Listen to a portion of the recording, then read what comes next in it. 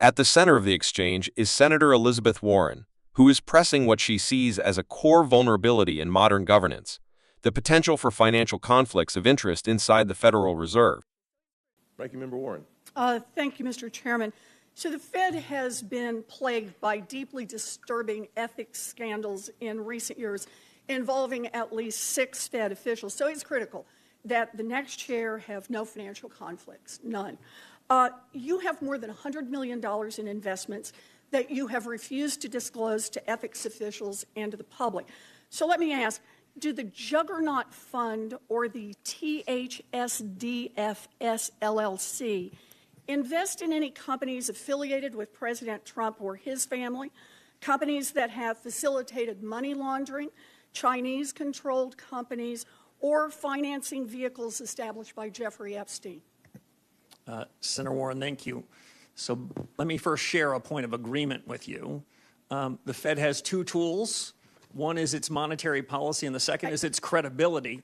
And the scandals that you talked about, the ethics problems you talked about, went to the core of the credibility that has hurt the Fed. Could you answer my question, please? I asked.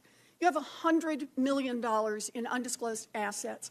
And what I'm asking is, are any of those with this outfit that invests in companies affiliated with President Trump or his family, companies that have facilitated money laundering, Chinese-controlled companies, or financing vehicles set up by Jeffrey Epstein? It's a yes or no question. Senator, I have worked tirelessly with the ethics officials at the Office of Government Ethics. And you have not come to an ethics agreement with them and have assets. Agreed, Senator, to sell all of my financial assets, including the Duquesne assets. Are you refusing to tell us if you have investments, for example, in vehicles set up to advance Jeffrey Epstein? Is that what you're telling us? You just won't tell us? Senator, what I'm telling you is that those assets that you represent at Juggernaut will be sold if I'm confirmed before I take office and sign the oath of office. Let me follow up on that.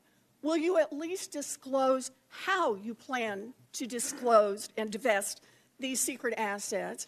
I'm sure you understand that the public might question your motives if, for example, billionaire Stanley Druckenmiller, who you honored in your opening statement, and who makes a living guessing what the Fed will do next, cuts you a massive check for $100 million as you take the oath of office to become the new Federal Reserve Chair. Senator, as you know, it sounds like your fight might not be with me, but the Office of Government Ethics. I have come to full agreement with them and have agreed to divest all of those assets, I'm asking you especially a very those that you referenced question, before Mr. I take Warsh, the oath of office. And that is, will you disclose how you divest those assets, or will you just collect a check for $100 million from someone whose whole business is betting on what the Fed will do?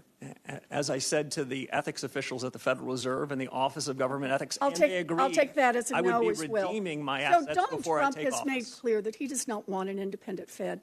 In fact, he has said, and I quote, "Anybody that disagrees with me will never be Fed chairman." And he's made clear that you are his sock puppet, saying last week that interest rates will drop, quote, "when Kevin gets in." Yeah, I think they do. Not when economic conditions change, we'll get lower rates. Not when the economy needs it. Nope. He said, when my guy, Kevin Warsh, is in there, we'll get the interest rates that I, Donald Trump, wants. So independence takes courage. Let's check out your independence and your courage. We'll start easy. Mr. Warsh, did Donald Trump lose the 2020 election? We try to keep politics, if I'm confirmed, out of the Federal Reserve. I'm just asking you a factual question. I need to know, I need to measure your independence and your courage. Senator, I believe that this body certified that election many years ago. That's not the question I'm asking. I'm asking, did Donald Trump lose in 2020? And I'm suggesting you in 2020 the Fed made a huge inflation problem, and you certified the election. So let me ask you another question. Out of monetary policy. In our meeting, you said you would be independent because you're, quote, a tough guy. Those were your words, tough guy. And you will be able to stand up to President Trump. So let's try it again. Name one aspect of President Trump's economic agenda with which you disagree. Well, Senator, the Federal Reserve in recent years has wandered outside of its remit, wandered into other areas. I'm asking for something That's not something I'm prepared with Donald to do. Trump on. If I'm confirmed, the Federal Reserve should stay in its lane. Just one little place where you disagree with Donald Trump. Well, I do have a disagreement, actually, Senator, with the President. I think even this morning he said that he thought I was out of central casting. I think central casting, I'd look older, grayer, and maybe show up here with a cigar of sorts. Quite adorable. But you know, we need a Fed chair who is independent. That's the only way we preserve the independence of the Federal Reserve. If you can't answer these questions, you don't have the courage and you don't have the independence. Her argument starts with ethics, but quickly expands into something much larger: trust in institutions. When she highlights alleged undisclosed investments tied to nominee Kevin Warsh, she's not just asking about personal wealth. She is trying to establish whether someone who could become Fed chair might have financial incentives that could influence decisions affecting interest rates, inflation control, and market stability.